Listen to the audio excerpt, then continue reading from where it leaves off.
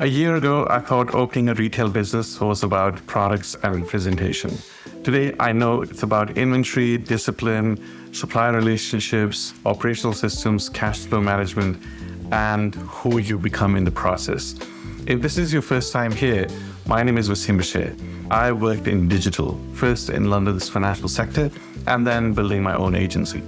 Through my agency, Apexure, my team and I have built over 3,000 landing pages and worked with hundreds of brands globally. So systems, performance, and marketing, and overall digital infrastructure have always shaped how I think. But my roots are different.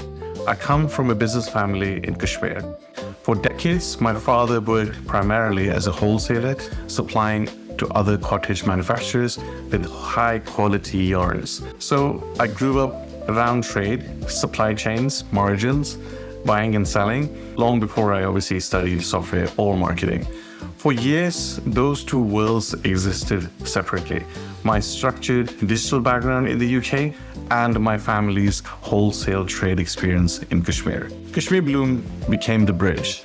Kashmir Bloom is a UK-based premium retail and e-commerce brand focused on authentic Kashmiri handicrafts and textiles. Goal wasn't just to sell products, it was to bring authentic craftsmanship directly to the UK retail market.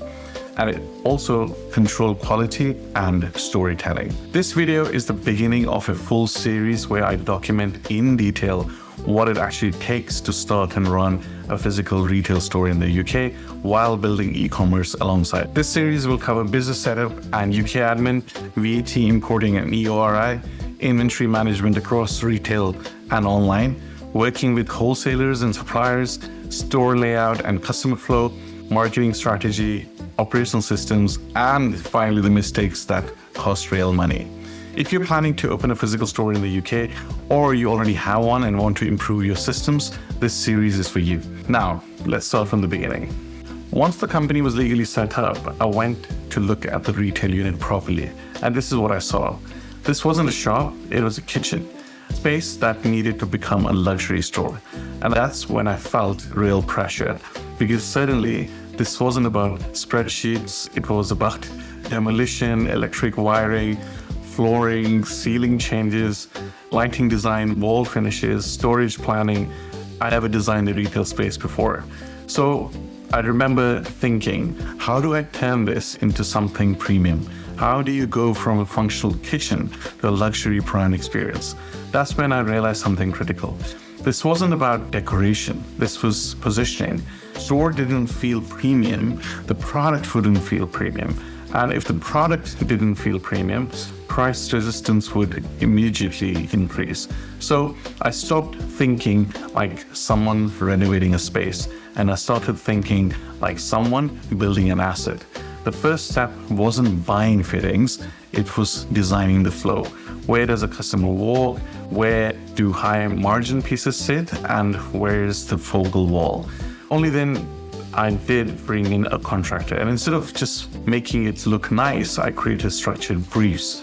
I defined zones, defined finishes, defined lighting direction, and also defined brand placement.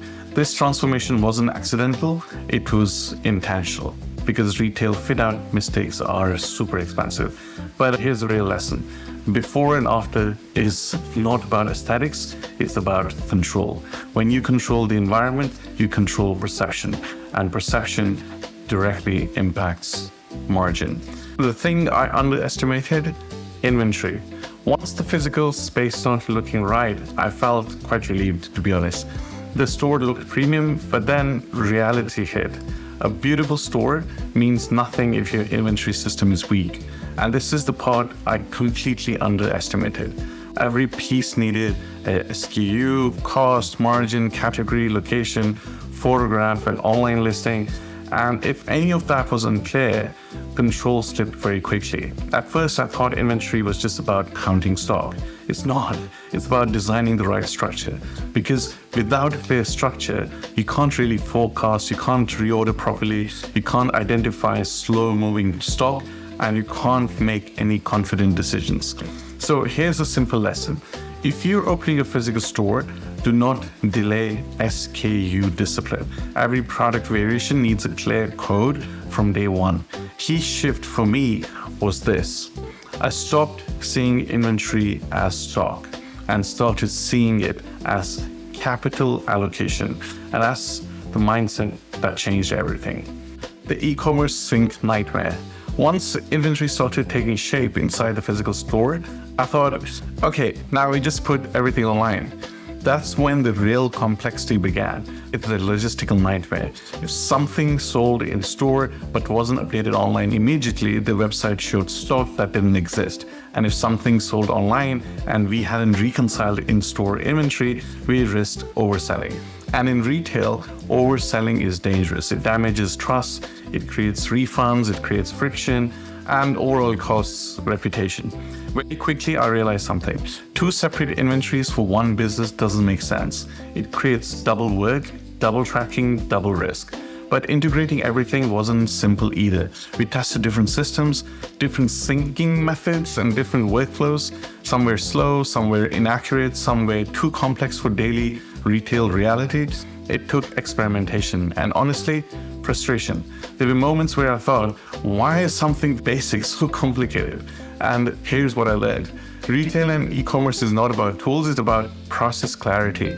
You must define where stock lives, who updates it, when it updates, and what happens if there is a discrepancy.